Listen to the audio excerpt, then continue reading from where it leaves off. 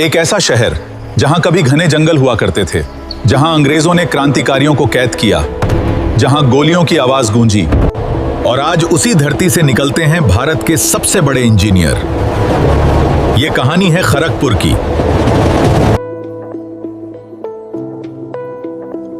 आज का आधुनिक खड़गपुर कभी जंगलों से घिरा हुआ था। यहां संथाल, भूमिज और कई आदिवासी समुदाय रहते थे। चारों ओर घने जंगल, कम आबादी और प्रकृति का राज। तब किसी ने नहीं सोचा था कि यही जगह एक दिन भारत के इतिहास में अमर हो जाएगी। समय समय पर यहां मुगलों ने, फिर अंग्रेजों ने राज किया। 19वीं और 20वीं सदी के दौरान जब भारतीय स्वतंत्रता आंदोलन जोर पकड़ने लगा, तब अंग्रेजों को लगा कि इन आंदोलनकारियों को सामान्य रूप से कैद करके नहीं रखा जा सकता। इनके लिए डिटेक्शन कैंप का निर्माण करना होगा। फिर अंग्रेजी हुकूमत ने आनन फानन में खड़गपुर के समीप हिजली में 1930 में डिटेंशन कैंप बनाया। इसके बाद क्रांतिकारियों को यहां गिरफ्तार कर कठोर से कठोर सजा दिया जाने लगा। भारतीय स्वतंत्रता आंदोलन में एक महत्वपूर्ण घटना 1931 इसी हिजली डिटेक्शन कैंप घटी। इतिहास में दर्ज घटना के अनुसार 1931 में 2 निहत्थे क्रांतिकारियों को अंग्रेजों ने गोली मार दी थी। कहा जाता है कि इनके शवों को अंतिम संस्कार के लिए लेने आजाद हिंद फौज के संस्थापक खुद हिजली आए थे। इस घटना के बाद कई भारतीय राष्ट्रवादियों ने इस घटना पर ब्रिटिश राज के खिलाफ कड़ा विरोध जताया। यह गोलीबारी, जिसे बाद में हिजली गोलीबारी के नाम से जाना गया, डिटेक्शन कैंप के अंदर पुलिस फायरिंग की यह एकमात्र घटना है। इस घटना के बाद क्रांतिकारियों द्वारा लगातार उग्र प्रदर्शन के चलते इस हिजली स्थित डिटेक्शन कैंप को 1937 में बंद कर दिया गया था। फिर 1940 में खोला गया था। सन 1942 में इसे हमेशा के लिए बंद कर क्रांतिकारियों को अन्य जगहों पर स्थानांतरित कर दिया गया था। यह तो हुई डिटेक्शन कैंप की बात। आइए अब जानते हैं खड़गपुर रेलवे स्टेशन के बारे में। वर्तमान में खड़गपुर एक समय में प्रशासनिक रूप से उड़ीसा से जुड़ा हुआ था। यही कारण है कि पूर्वी और पश्चिमी उड़ीसा के काफी लोग अंग्रेजों और मुगलों के जमाने से यहां बसे हुए थे। ब्रिटिश शासन के समय खड़गपुर क्षेत्र अलग अलग प्रशासनिक व्यवस्थाओं में आता जाता रहा। उस समय बंगाल, बिहार और उड़ीसा को मिलाकर बड़े प्रांत बनाए गए थे। बंगाल, ओडिशा और बिहार, जो आज कटकर झारखंड बना, इनका मेन सेंटर खड़गपुर को यातायात के लिए बनाया जा सकता है, ऐसा अंग्रेजों को लगा था। खड़गपुर मेन सेंटर होने के साथ साथ यहाँ काफी खुली जमीनें भी थीं, जो विशाल रेलवे नेटवर्क खड़ा करने में सहायक होती। इसलिए ब्रिटिश सरकार ने यहाँ रेलवे कार्यशाला बनाने का निर्णय लिया।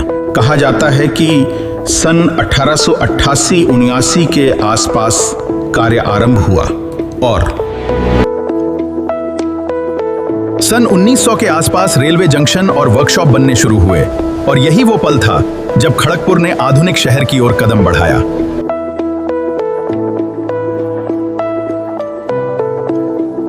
और इसके बाद खड़गपुर की किस्मत पूरी तरह बदल गई। रेलवे ने खड़गपुर को एक नई पहचान दी। देश भर से लोग यहां आने लगे।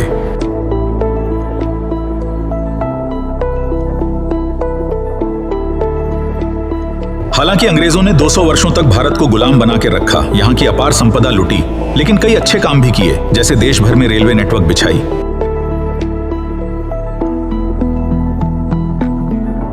भारत में कई कुप्रथाओं को रोकने में अहम भूमिका निभाई। आधुनिक शिक्षा, संचार और डाक प्रणाली को विकसित किया। ऐसे और भी कई उदाहरण हैं जिनका हम उपभोग कर रहे हैं। आजादी के बाद देश की पहली सरकार ने रेलवे नेटवर्क को देश भर में विस्तार करने में प्रथम अहमियत दी।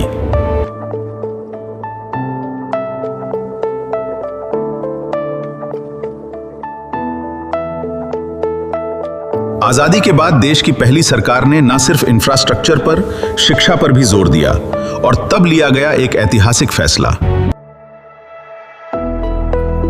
सन 1951 में देश का पहला IIT, Indian institute of technology, Kharagpur की स्थापना हुई। सबसे बड़ी बात यह, IIT उसी हिजली जेल में शुरू हुआ जहां कभी स्वतंत्रता सेनानी कैद थे, जहां आजाद हिंद फौज के संस्थापक के कदम पड़े थे।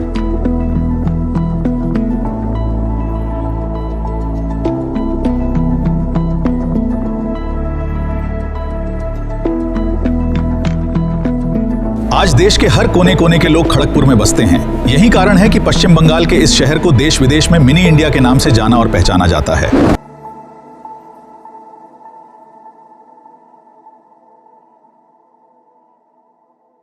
खड़गपुर सिर्फ एक शहर नहीं, ये संघर्ष से सफलता तक की कहानी है। जहां कभी बेड़ियों की आवाज थी, आज वहीं सपनों की उड़ान है। और शायद यही खड़गपुर की असली पहचान है। अंत में 2 शब्द आप सबसे कहना चाहता हूं। मैं कोई प्रोफेशनल यूट्यूबर नहीं हूं, ख्वाहिश और कोशिश के जरिए आप तक पहुंचना चाहता हूं। उम्मीद करता हूं कि वीडियो बनाने में कोई भी गलती हुई हो तो क्षमा करेंगे, और पसंद आया हो तो लाइक, सब्सक्राइब और शेयर करेंगे। धन्यवाद।